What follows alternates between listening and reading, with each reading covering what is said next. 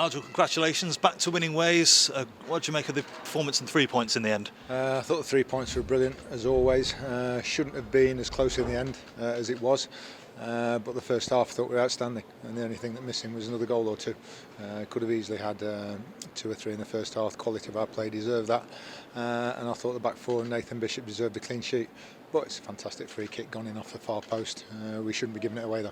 Yeah, but we'll talk about that a little bit later on. But first of all, the goal that got you rolling on the 19th minute. What a goal from Ｈ𝗶𝘁𝗵. That was almost peak Ｈ𝗶𝗁 in the end, wasn't it? Very special goal, similar to the one the other week when he won the penalty, to go from one end to the other again, outpace them.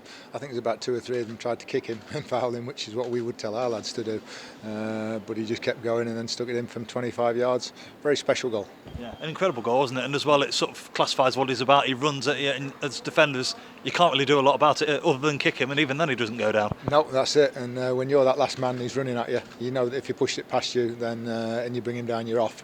But he decided to take it early, and it was a great strike. Yeah, and he had a huge opportunity, a couple of big opportunities to go 2-0 up, particularly from John Joe O'Toole in the indirect free kick. You don't see too much of them, do you? No, and they're difficult to score from. But we were entitled to hit the target. And disappointed. I think it came back to him a little bit quick. It's not the sort of thing you work on very often, because you don't get them a free kick 3 yards out. Seriously, you just hope that the players on the day that it's got to be rolled back and then you hit the target, and it's a bit of luck if you can score from there. But I thought the front three, Jamie Murphy, Lucas, and Ｈ𝗶𝗁 were outstanding and ran them ragged. You're not going to do it for 97, 100 minutes or whatever the game was tonight, 100 minutes, but for the vast majority of the game. We did more than enough to score more than the 2 goals. Yeah. A full debut for Jamie Murphy as well. What did you make of his performance? I thought he was excellent. You just saw what he's all about. We've just got to give him the ball, whether it's in a wide position, a central position, whatever. He makes things happen, and he creates chances, and he will score as well. So I thought for his first one he was excellent, and also the impact of the substitutes again was excellent tonight. Ollie Clark's won us the penalty. Jordan Barry's tucked it away. Kieran Wallace has come on at left back for Ｈ𝗵𝗁𝘁𝗵 and done a job and got 2 brilliant blocks in at the end. And then Faz Rawson comes in and just makes the 5 up just to see the game out. So all of them had a positive impact. The only downside, I wish we could have got the other 2 on. I wish we had more subs, because I desperate to get Matty Longstaff on tonight, and DJ if we can as well. But I just wanted to get Matty a taste of it. Just couldn't do it with the way the game was going. Yeah, plenty of opportunities for Matty to come in later on in the season, but ultimately you talked about Barry's penalty, ended up being crucial in the end. Definitely. We never felt comfortable with one tonight because of the quality we talked about at Judge and Sears and people like that on the pitch, so never ever felt comfortable. So it was a relief, but then you've still got 6.5, 7 minutes, and then we've still got maybe played, I'm not sure, a minute and a half or whatever after the goal. And they did have a couple of strikes which we got blocks in for, but I don't think there's any problem over the 90 odd minutes or whatever. We thoroughly deserve the 3 points. Yeah. And you talk about those battling qualities that you needed in the end. What did you make of those? The fact that you're throwing bodies in there left, right and centre to keep hold of those 3 points, viable 3 points in the end. I think that's what we've got now. We've got a bit of everything. We talk about this determination and how resolute we are of winning games when we need to see them out, and that's as important as all the good football we played in the first half.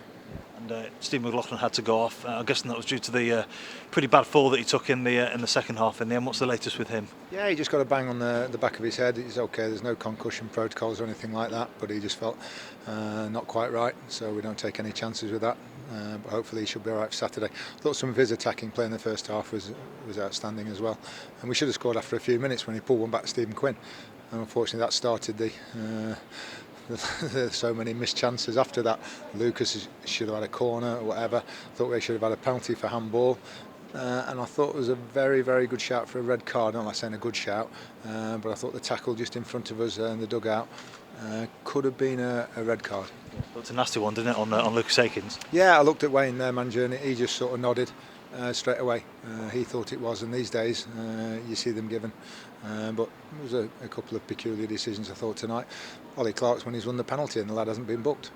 He's in on goal, and yet no yellow card for it. I thought there was a few strange ones.